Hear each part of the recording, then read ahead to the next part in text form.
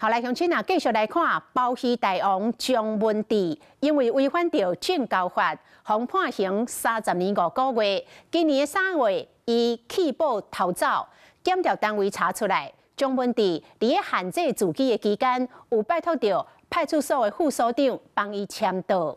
昨暝涉案的3个副所长，互列为被告约谈，其中一个副所长互申请收押。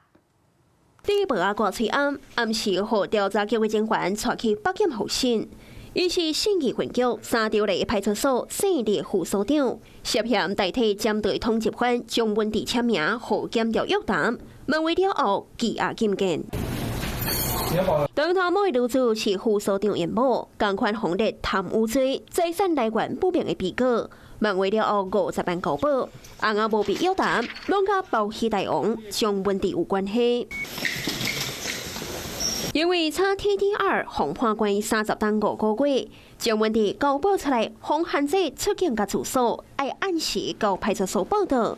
严格红抓到张文治有时人伫咧外地，所以有员有签名记录，怀疑有警官涉嫌伪造，更加听讲有资金的来往。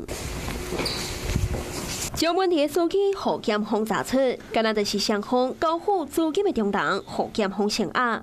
检调查出，张文治甲副所长之间有资金的来往，款项就是来自司机名下公司，再个由现金交付，敢若是担任被手套。严格副所长讲，这笔钱是张文治过去算旧版的欠销，伊只是中人。 调阅相关的这个他签到的一个记录，发现这个笔记有不一样的部分，所以说我们再进入做一个调查。